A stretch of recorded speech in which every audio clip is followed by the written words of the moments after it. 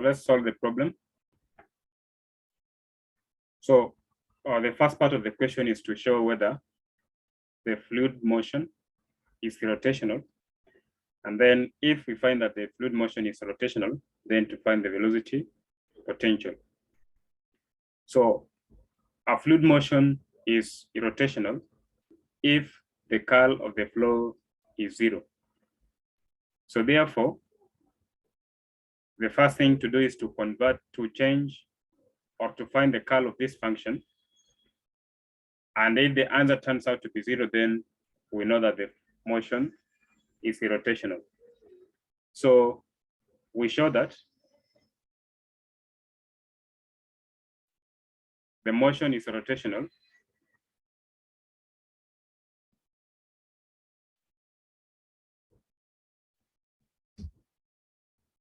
by showing that curl is 0.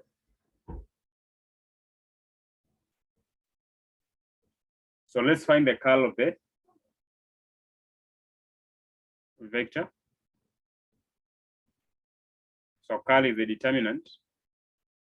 So we have I partial x, and then we'll have y sine of z minus sine x, and then j partial y, and then this other component is x sine of z plus 2yz,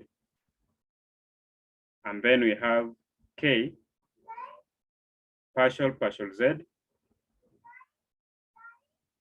xy cos z plus y squared.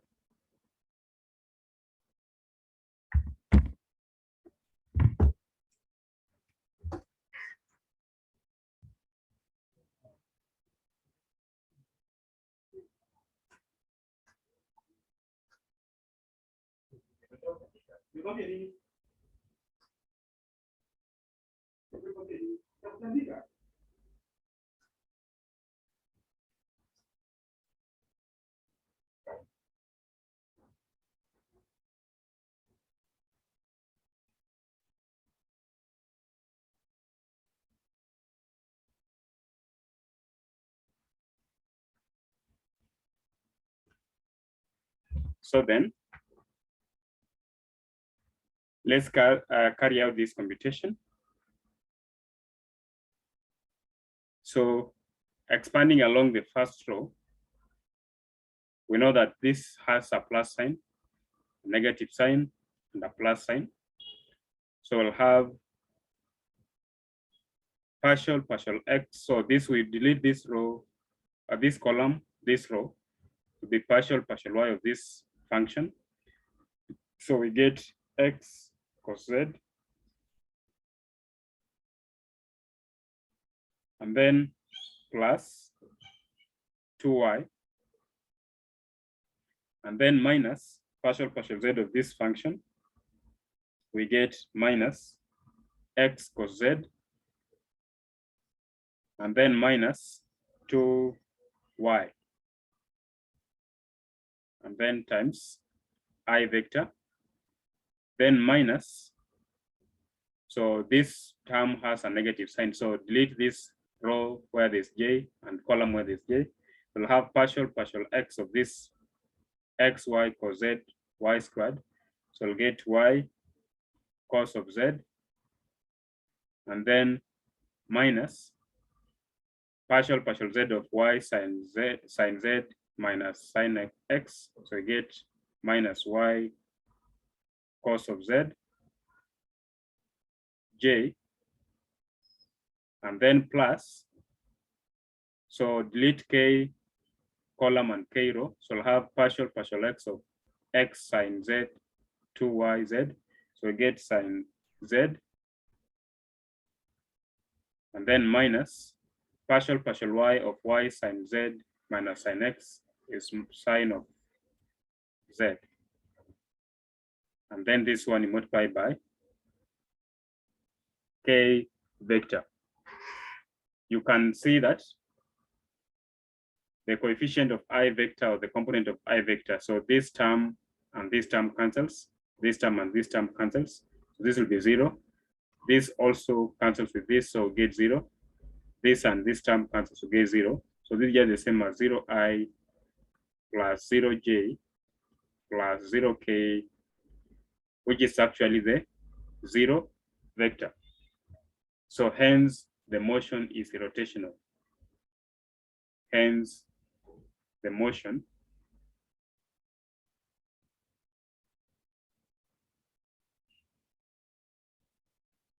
is rotational.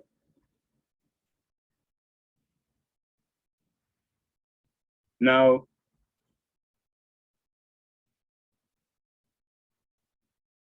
the motion, since the motion is rotational, then you can find velocity potential from the relation vector V is given by grad of phi, where phi is called the velocity potential.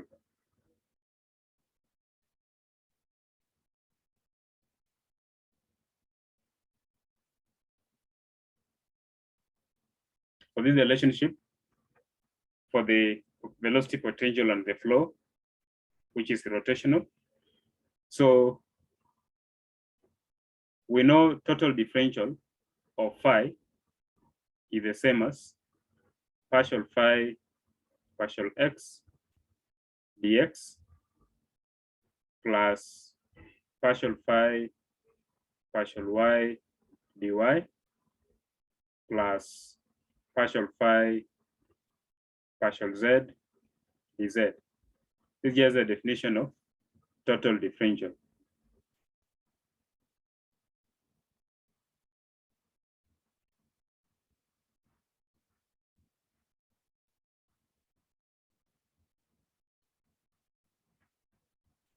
So we can say d phi is given by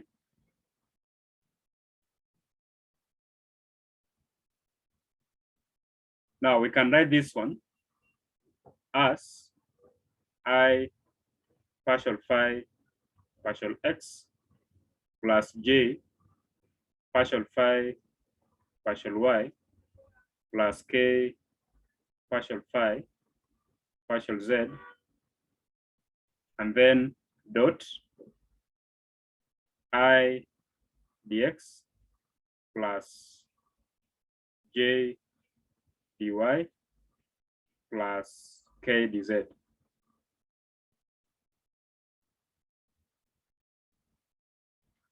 And you see, this first bracket can be written as I partial x plus j partial y plus k partial z, and then we put out phi dot I dx plus j dy plus k dz. And you see the square bracket, this first square bracket is simply definition of grad function. So d phi is equals to grad of phi dot, this is a definition of the r, and because of this relationship v equals to gradient of phi, then we have d phi is the same as v dot dr.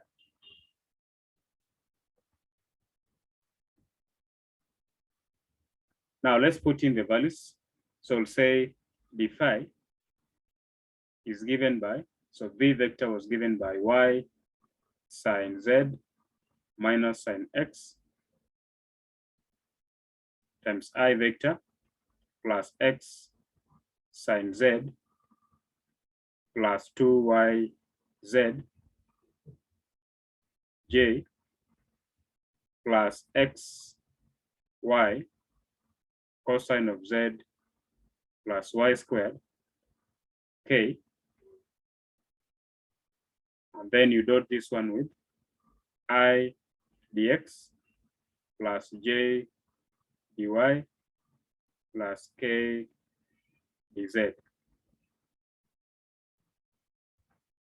So this dot product will be given by d phi is given by y sine z minus sine x, then you multiply by dx plus x sine z plus 2yz, you multiply by dy plus xy cos of z, and then plus y squared, you multiply by dz. That's just the interpretation of dot product of two vectors.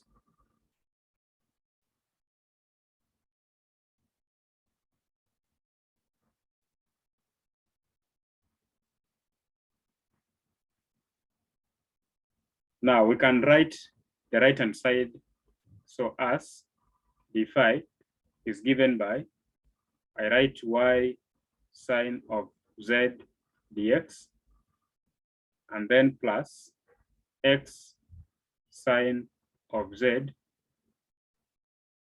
dy. So this term, so I've taken this, and then plus xy cosine of z dz. I've taken this, and then minus sine of x dx. So this term here, and then plus 2yz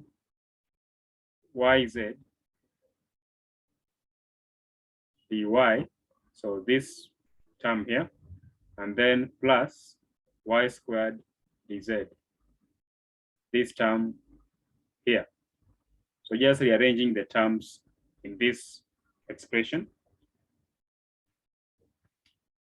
And then by doing that, d phi will be interpreted as d of x y sine z.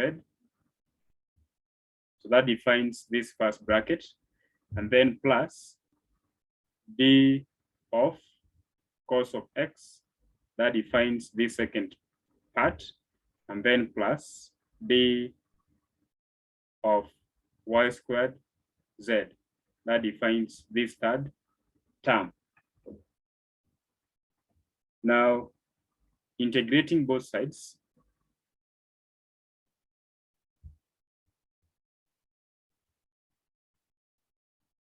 we get,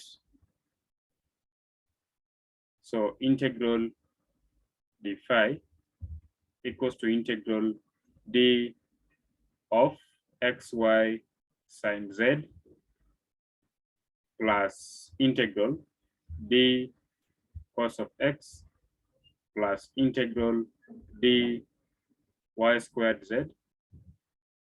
Now, because these are differential and integral sign inverses of each other, we have phi will be x y sine z plus cosine of x plus y squared z, but then you add constant of integration c. Hence, the velocity potential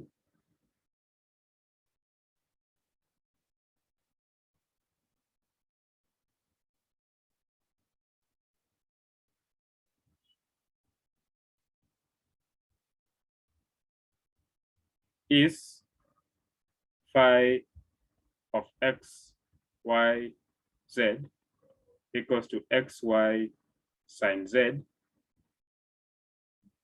plus cos x plus y squared z, and then plus c. So that is how that question was supposed to be solved. Thank you.